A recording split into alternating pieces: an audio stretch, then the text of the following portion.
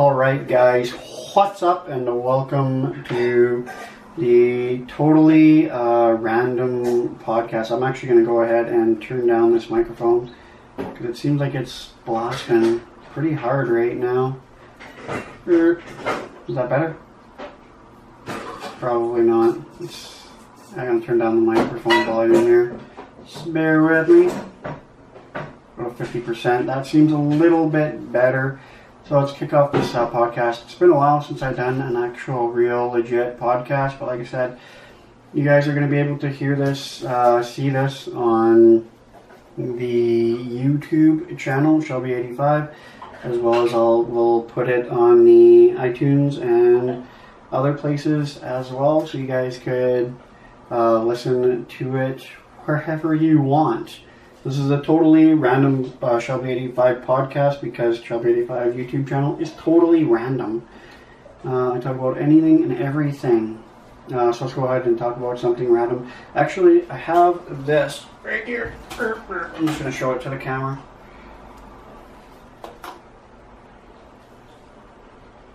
This camera right here. So I have this camera and I'm trying to actually fix this camera. I got it for free. They have like these free days here.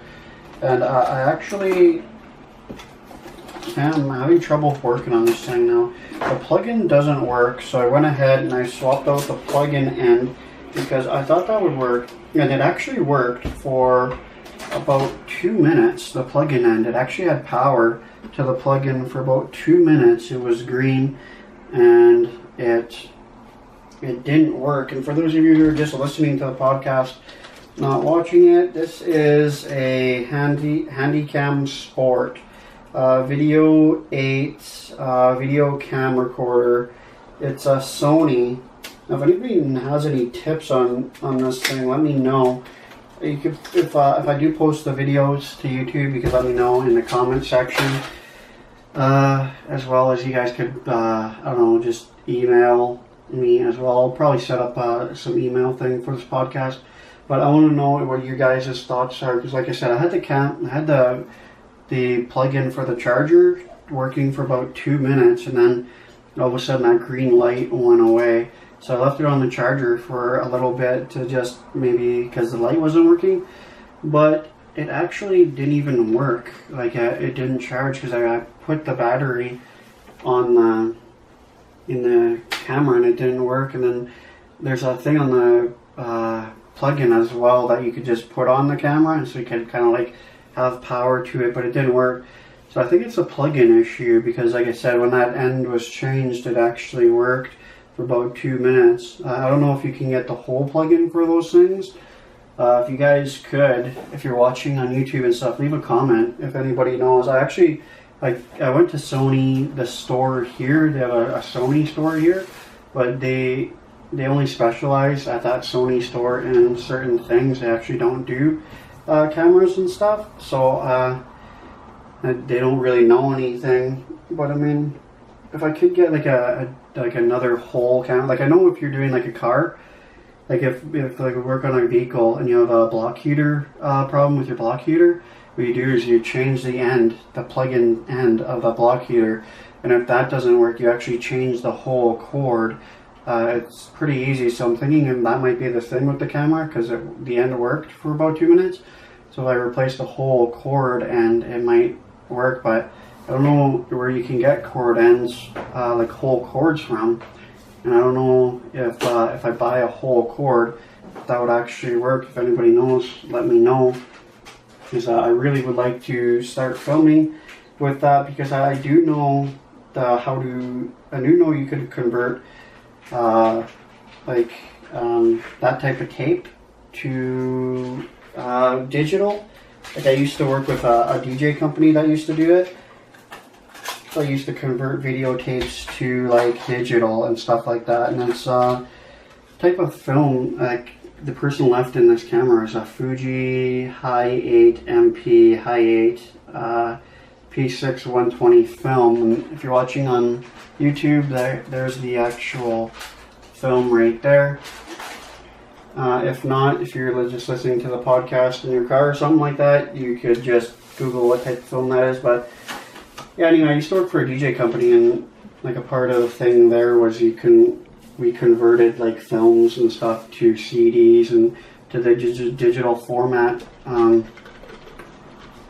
So I know how it's done, and I know we could do that, but I would just really like to start filming in that, because I film right now on the, as everybody that watches the YouTube channel knows, I film on the Canon SX710HS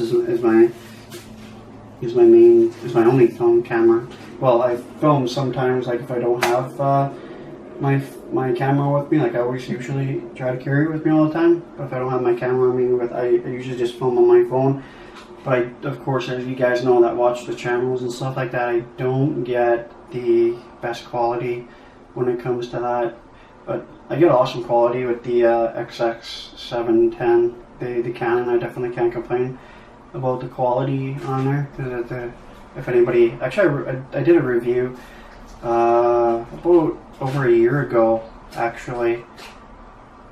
It's on my popular site, so if you like the popular channels, so if you actually go to Shelby85 YouTube, you could go to popular uploads, and then if you go to the popular uploads, it's the third most popular video on my YouTube channel. It has like, I think it has, that's a bag in the background, I think it has a 2,000 views or something like that.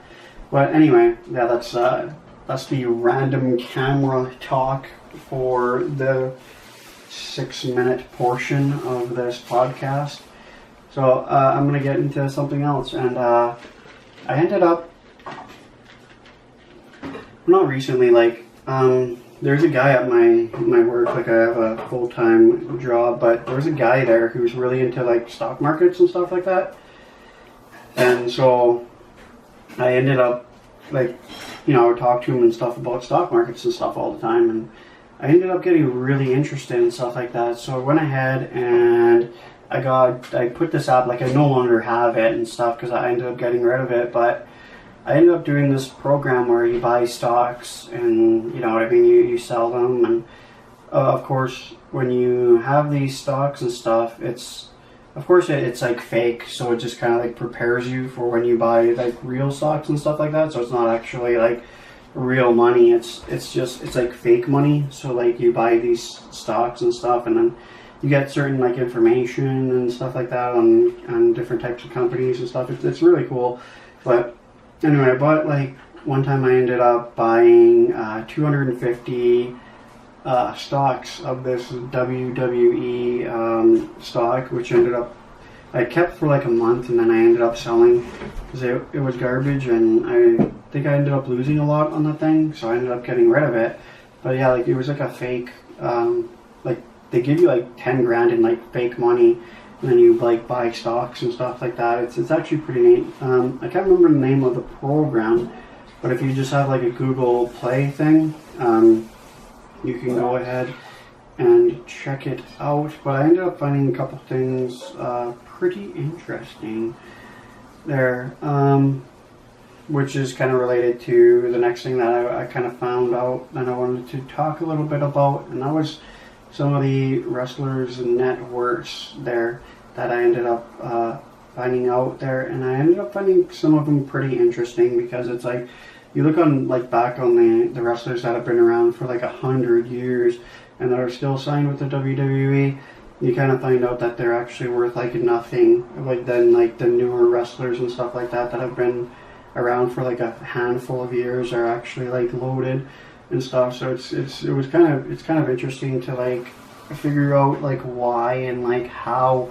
And I ended up finding out that the Undertaker, I thought he was worth more. I thought the guy was worth like 100 million or something, but I ended up finding out he was only worth like 16 million and stuff. And the reason, I know you're probably like, whoa, that's a lot, but the guy actually made, back in the day in the 90s, he was making about $500,000 per match, anywhere from $400,000 to I think $790,000 like per match.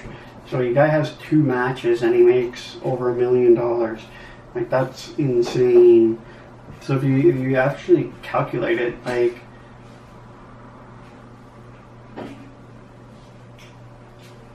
I try to calculate it there, but I can't figure it out. But anyway, the guy would only have to really have like a handful of matches to be worth like 16 million, right? But I was surprised that's what all he's worth, because he actually made like $500,000 like a match, which is definitely insane. And I kind of found it rather interesting as well that that John Cena wrestler there was actually worth over like 35 million or something like that, which was insane. The guy makes like $10 million a year from the WWE, plus he makes like insane money from merchandise. I think he's ended up being like the #1 highest selling like wrestler there or whatever, like for merchandise wise. I think Roman Reigns was like #2 or something like that, or like #3 or something like that behind him. And of course I think the Rock was like #1, because the guy makes like $20-40 million a movie, but I think the Rock's worth like 190 million or something like that, but he ends up making like what he's a movie star and stuff, so that ends up making sense. But I was also kind of surprised at Shawn Michaels' net worth. Well, not really. I think he ended up making like 1.2 million, like, or no, 1.3 million or something, like 1.2 million, something like that, like a year when it came to wrestling. I know he also wrote a few books as well, and so I think he made a little bit of money from that. And he is currently under contract with the WWE as a WWE ambassador, which is obviously because his best friend runs the show. Obvious about that. And I was also somewhat surprised to find out that Bret Hart's actual net worth was pretty low as well. I think it was like 4 or 5 million, something like that. I think it was pretty low. I think it was only like a couple million or something like that, or I'll have to check into it again. But yeah, I think it was only like, I had it pulled up here, I can't remember, but it was surprisingly low. I think it was only like 5 million or something like that for him. But I was actually kind of surprised, because I kind of figured it would actually have been a lot higher than that, because the guy's been in wrestling for like 100 years type thing. Chris Jericho was worth like 14, like 14 million, but the guy's been in wrestling for a long time, plus he has the band as well, so he had a lot of albums through his band, Fozzy, which is actually a really decent band. Like, he kind of put the fact aside that he's a wrestler or whatever, and yeah, he's actually a really good singer as well. Like, the band Fozzy is actually really good. They're on tour right now with their, I think it's their 7th. Somebody out there correct me if I'm wrong, because I probably am. I think it's their 7th studio album. I was a fan of Fozzy when I was younger for a long time, but I haven't really heard any of their new stuff for a while, so I don't really know. I think they're on their 7th album though. I know they've been around for a really long time. Like, I know before he got into wrestling, I think he started the band. I know they started in Japan. I know they originally originated in Japan. So yeah, I think it's their 7th studio album. I guess I don't know. I know they started in Japan anyway, and they've been around for like 17, 18 years. They've been around for a long time anyway. I can't exactly remember how long they've been around, but they've been around for an insane a long time. So yeah, let's move on to something else, because this is a totally random podcast. I'm going to talk about skateboarding for like two minutes here, because I was actually, we've gone from cameras to WWE stuff to skateboarding within the span of 15 minutes. I know it's totally random and weird podcast, guys. I told you half this shit I make, half the stuff I talk about, I don't even make sense half the time. I don't even know what I'm talking about half the time. My wife doesn't even know what I'm talking about half the time, but that's okay. But anyway, I was going to talk about skateboarding for 2 minutes because I went, actually I noticed something. I had to skateboard from my parents' house to my house, and it was like, I think like a 20 minute skateboard, and I had to use my cruiser. And I noticed that actually, while I was using the cruiser, I noticed that I never get wheel bite. For those of you who don't know what wheel bite is basically if you hit like a pebble or, you know, like a high ledge or anything like that. Basically, you hit something, you wheel bite, and then you'll pretty much go flying and your board will go the other way. I never get wheel bite when I actually go on my cruiser, but when I'm on my pintail, I get wheel bite all the friggin' time. I almost slam like every time I skateboard on my pintail because I get wheel bite constantly. And same with my street deck. If I use my street deck, I get wheel bite quite a bit, but not as often as I do my pintail. And same with the longboard. Like one of my longboard that I have, I never got wheel bite as bad as I do with my pintail. My pintail I always get wheel bite on, and I think it's because my my cruiser is higher off the ground, as well as it has thicker like wheels, and I'm 99% sure that I do. Like I have longboard wheels on my cruiser, and I know cruiser is a longboard, but I put different wheels on my cruiser. I put like, originally I had smaller, stubbier type wheels. I put like a longer, fatter wheels on it about a year or two ago, and I like it better actually because the ride is way smoother, but I don't get that wheel bite. So I'm thinking about, not this year because it's already the middle of October, so I only got like about a month or two left of actual skateboarding. So not this year, but I'm thinking about next year. I'm gonna actually get new wheels for the pintail. I'm thinking about getting more longboarding type, like longer, thicker, like fatter, taller type wheels, because the wheels I have on them now is that they're actually like a stubbier, shorter, like thinner type wheel. So I get like wheel bite like constantly. So every time I skateboard on the thing, like I always slam. Like that's why I always wear a helmet now, because A, my wife made me, and B, because I always slam on the friggin' thing. I always get a wheel bite. It's like guaranteed. So that's why I want to change the wheels out on those things. I mean, even though like it's my newest board that I got. I can't remember when I got it. I got it about like 2 months ago. Maybe, but I've put a lot of clicks on the thing, that's for sure.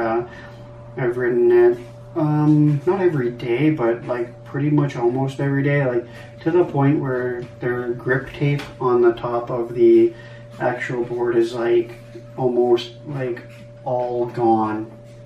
Like that's how much I rid the thing, and I don't know actually how to. Like I've rebuilt boards and stuff, like I'm rebuilding one right now. I just gotta get some grip tape for it, but I don't know how to actually put on invisible grip tape. Like I don't actually know the science behind the invisible grip tape. Because like the pintail, I'm going to have to re-grip tape, like for next year. I'm gonna have to get like new wheels, and I'm gonna have to do the grip tape thing, but if anybody's actually watching this on the YouTube or even listening on the podcast somewhere, let me know how you actually go about doing the invisible grip tape, because I actually don't even know. I've seen a video actually one time, but I think the guy on the video did it wrong, because the way he did it was he actually had like a clear sheet, and he had like a clear sheet, and he put the sheet on his deck, and I don't think like what I have on my pintail, like the invisible grip tape, it's not a sheet, because how it actually is wearing off is like not like a sheet, you know what I mean? Like, does that make sense?